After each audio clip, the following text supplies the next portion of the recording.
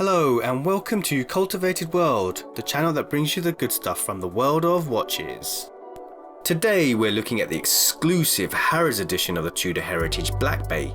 We'll be talking briefly about the history as well as the specifications and features. We'll also discuss how exclusive the Harrods edition really is and 5 things that make it different. Make sure to watch until the end as we'll reveal what you need to do to get yourself on the waiting list and get one of these beauties for yourself.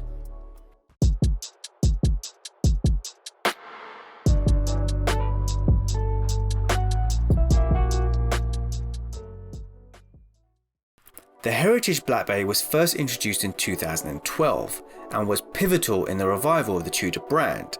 It is this model that single-handedly made Tudor cool again. For anybody that is unfamiliar with Tudor, Tudor is actually the sister brand to Rolex. It was launched by the founder of Rolex, Hans Wilsdorf, in 1926, and his aim was to create a watch brand that was a more affordable alternative to Rolex.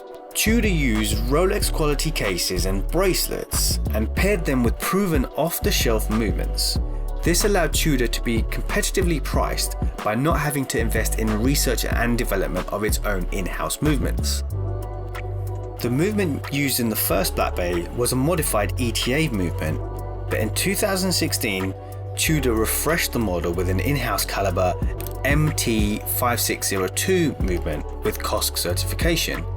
This is a self-winding movement with approximately 70 hours of power reserve. This gave some much welcomed kudos to the Black Bay, as it is one of the few dive watches in this price bracket with an in-house movement. However, there was one trade-off in order to have these bragging rights. The watch's thickness had to increase to accommodate the in-house movement, which is now roughly a rather portly 15mm. This is quite a slab of metal on your wrist. And with a 41mm case, some may think that the proportions are now just too big. I have a wrist circumference of 17 centimeters or 6 3/4 inches, and I find this watch comfortable. However, I would be conscious of the size at more formal occasions and would be reluctant to wear it with a suit. For those that find it too big, there's the Tudor Black Bay 58, which we'll be reviewing in an upcoming video, so please make sure to subscribe if you don't want to miss that one.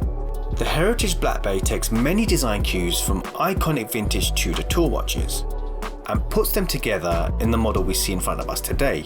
The crystal on the watch has a dome shape reminiscent of the first Tudor diving watches. The large winding crown from the Tudor Big Crown Submariner from 1958. This is without crown guards and features an engraving of Tudor's signature rose hallmark.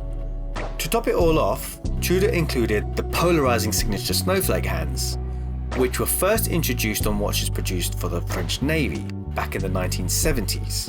So either way, you can thank the French for that. Personally, I love the snowflake hands, which give the Tudor a slightly more playful edge over something like a Rolex Submariner. The hands and hour markers are a rose gold color with a creamy luminous filling. These are all surrounded by a gilt minute track around the edge of the dial. The case and bracelet are both made from 316L stainless steel. The case is brushed with polished sides, which actually emphasizes the width of the case. This continues onto the bracelet with the top of the links brushed with polished sides. If you notice, the bracelet also has rivets, which are another homage to vintage Tudor watches.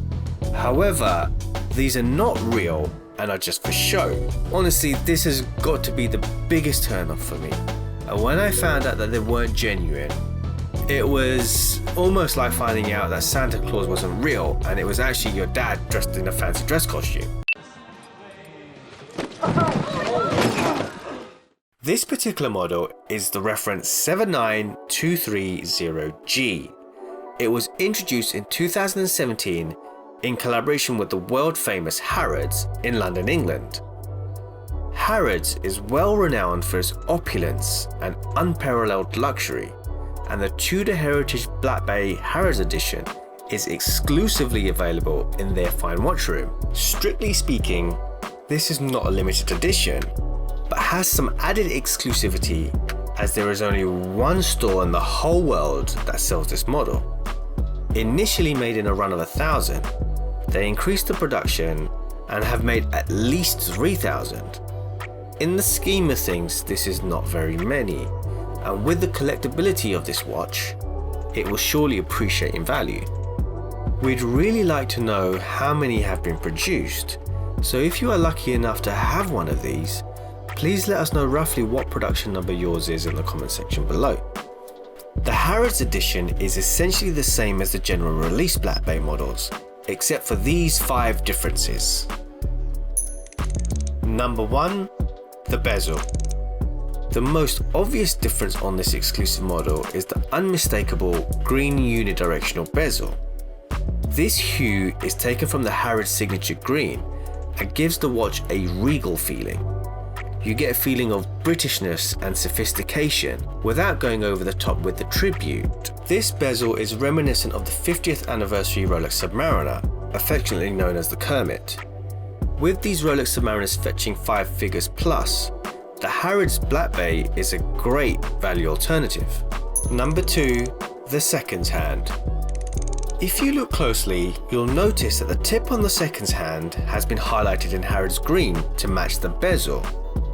It may be a small detail, but it truly adds to the overall look of the watch. Number 3. The depth rating. As a dive watch, the Heritage Black Bay has a water resistance rating of 200 meters, which is written on the dial. However, on the Harrods edition, the depth rating has been swapped around with the measurements written in feet first, followed by meters. This is the opposite to the dial on the generally released Black Bay, which has meters first, followed by feet. If anybody knows the exact reason for this, please do let us know. Number 4. The Caseback. The Caseback is engraved with the words Special Edition and a large Harrods logo H. Tudor has also decided to number each model with the unique production number also engraved on the back. This is a great touch and makes you feel that you truly have something that is limited in numbers. Number 5. The fabric strap. The Black Bay Harrods edition also comes with an additional black fabric strap. Now, it would be easy to dismiss the strap as nothing special. However, if you look closely, you realize how beautifully made this strap actually is. These straps have been woven in France on vintage looms, which are also used to create fabrics for French luxury fashion houses such as Lanvin, Christian Louboutin and Chanel. Up until a few years ago, Tudor would offer complimentary fabric straps with all Heritage Black Bay models, but has since stopped offering them on all models except the Harrods edition. And as the Harrods edition is the same price as the general releases, it actually makes the Harrods edition better value for money. So now for the big question, how do you get your name on the waiting list for one of these exclusive watches? Well, it's not as difficult as you may think. I've always admired the Harrods edition. I mean, just look at that green bezel. However, I never really thought about trying to obtain one, as I thought it would be a lengthy process and extremely difficult. One day in early 2019, I was visiting Harrods checking out the watches in the fine watch room. As I was passing through the Tudor section, the Black Bay Harrods edition instantly caught my eye and stopped me right in my tracks. So I got the sales assistant's attention and asked her about the waiting list. I was expecting her to say that there would be some kind of minimum spend, or that I had to sacrifice a goat to the horological gods. But surprisingly, I discovered that it is a very simple waiting list. You put your name down and when your turn arrives, they give you a call. Now, this doesn't mean you're guaranteed to be offered one, as we don't know when it'll be discontinued. And I had to wait the best part of a year to get the call. This is going to be a surefire collector's piece, and I only see the values going one way in the long term. So if you're interested in this model, get yourself down to Harrods once the lockdown has eased and get your name on the list before it's too late. And if you live too far away, I suppose giving them a call couldn't hurt. Good luck, and please let me know how you guys get on. I'd really like to hear some of your success stories. Do you think that the Harrods edition is really that special? Is it worth the extra effort to buy one, or are the general releases just as good? Please let us know your thoughts in the comment section below. If you like watches as much as we do and want to see more watch content like this, please make sure to like and subscribe and hit that bell icon.